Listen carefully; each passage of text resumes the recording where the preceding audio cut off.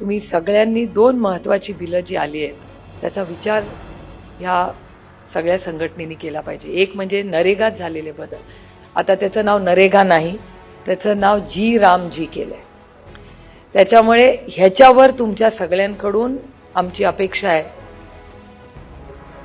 ठराव घेणार आहात तुम्ही, पण त्याची सगळ्याची माहितीही तुमच्या सगळ्या मेंबर्सला मिळाली पाहिजे की नरेगाचं पुढचं काय होणार आहे आणि पुढच्या 6 महिने वर्षामध्ये खरंच हाताला काम मिळणार आहे का आणि प्रत्येक राज्य सरकारकडे तेवढा निधी आहे का. कारण का आधी सगळे पैसे केंद्र सरकार द्यायचं, आता केंद्र सरकार पैसे देणार नाही, टप्प्याटप्प्याने ते कमी होणार आहे.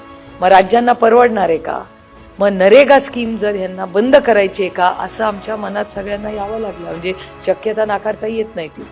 आणि दुसरं एक न्यूक्लिअर अग्रीमेंट केलं. आता तुम्ही म्हटलं आम्हाला न्यूक्लिअर अग्रीमेंटचा आमचा काय संबंध आहे, सगळ्या वरच्या तुमच्या दिल्लीच्या गोष्टी. ही दिल्लीची गोष्ट नाही आहे, ही तुमच्या सगळ्यांच्या दैनंदिन आयुष्यातली. न्यूक्लिअर पॉवर हवी आहे का, तर हवं आहे. कुमारजी इथे बसलेले आहेत, त्यांचा अभ्यास आमच्या सगळ्यांपेक्षा 10 पटीने जास्त आहे याच्यावर. पण न्यूक्लिअर पॉवर जेव्हा आपण करणार आहोत, त्याचे प्लांट्स जेव्हा येतील, प्लांट्स येताना त्याचं पूर्णपणे प्रायव्हेटायझेशन झालं आहे. आणि ते फक्त महाराष्ट्रातल्या आणि भारतातल्या बिझनेसनंच नाही, पण अनेक अमेरिकेच्याही कंपनीज त्याच्यात इन्व्हेस्ट करू शकतात.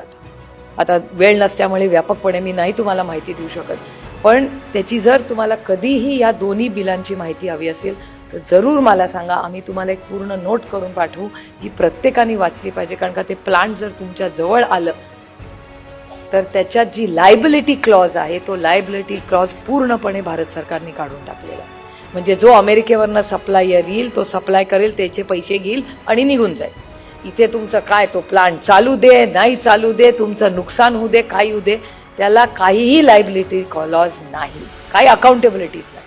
मग असे जर कायदे झाले तर एकीकडे तुम्ही दैनंदिन आयुष्यातले रोटी कपडावर मकान, महागाई, बेरोजगारी, भ्रष्टाचार आणि हुंडा हा एक विषय आहेच, पण त्याबरोबर नरेगा आणि न्यूक्लिअर अग्रीमेंट हेही दोन्ही, हे जे सगळं स्पेक्ट्रम तुम्हाला बघावं लागणार. त्याच्यामुळे माझी अपेक्षा आहे की तुम्ही सगळ्यांनी तुमच्या ह्या संघटनेला जर आम्हाला सगळ्यांना जर ह्याच्यात आणखीन काही माहिती देता आली तर आम्हाला मनापासून आनंद होईल. तुमची काय प्रक्रियेमध्ये आम्हाला ही माहिती देता आली तर जरूर मला सांगा.